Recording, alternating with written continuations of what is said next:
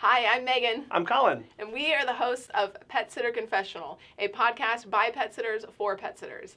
Today we're going to talk about this week's episodes, number 268 and 269.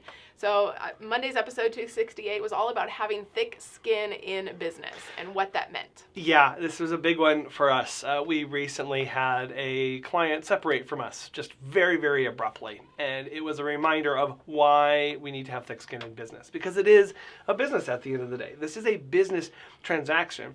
We get invested emotionally. Sometimes the clients get invested emotionally. But at its core is a transaction of money and of time for a service. And there's no guarantee of that service occurring tomorrow. It can end at any time.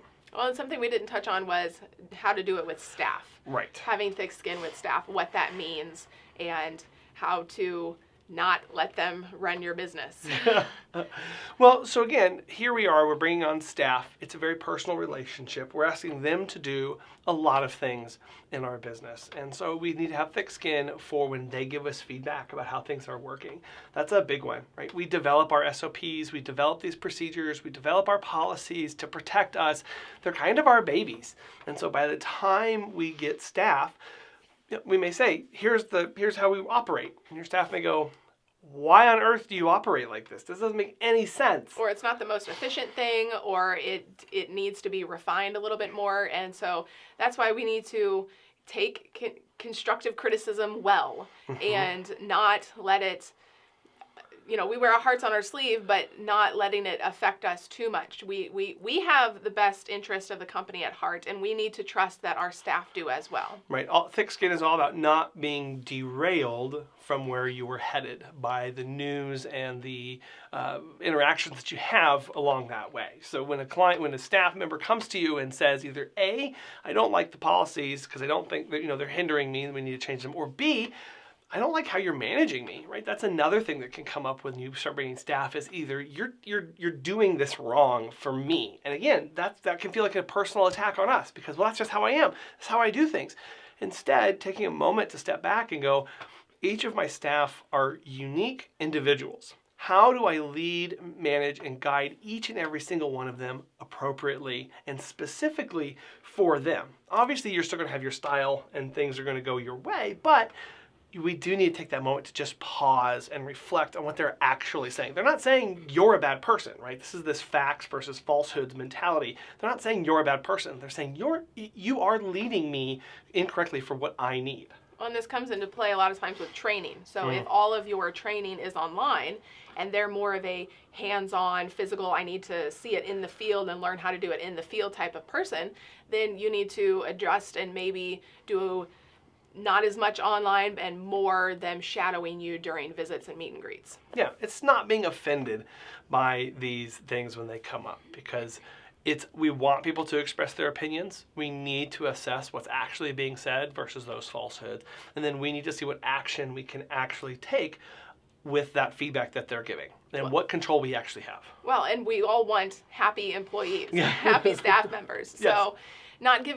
not giving our business away to them necessarily, but just seeing where we can work with them so we get that staff retention that we all really want. Yep, absolutely.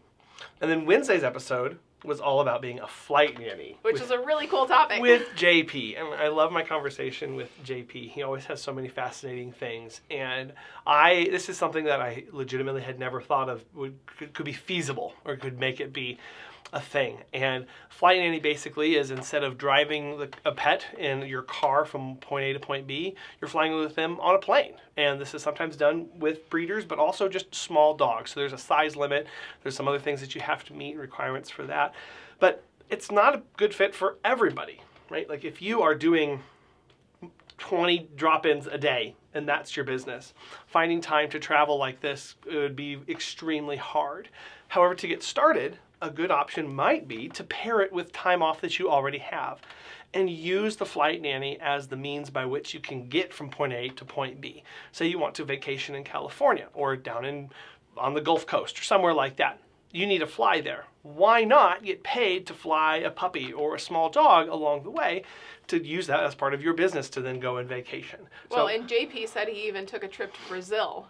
So. Right. Well, one of his staff did. His staff okay, members, okay. his staff members did that because that was what was requested of them. So not maybe viewing this as a full-time thing, but when you have time, when you have availability, or when you have a scheduled travel, seeing what else can I do with this? Are there any other things I can stack along with being a flight nanny?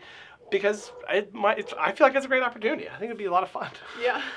Well, and as a solopreneur, that would be quite hard. If you have Monday through Friday daily dog walks, you're not able to take off that time, maybe except on the weekends.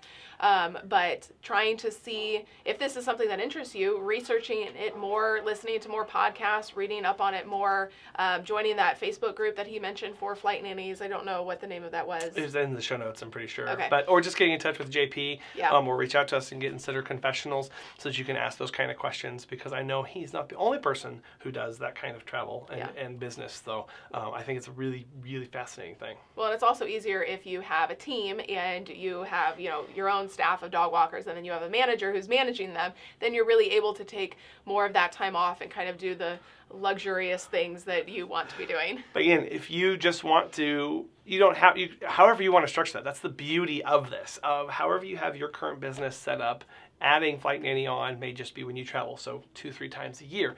But that option is there for you if you have the right connections, and that's what's so cool about it. Well, thank you for joining us today. We would love any topic suggestions, or if you have specific people you want us to interview, let us know, and we will talk to you next time. Thanks. Bye. Bye.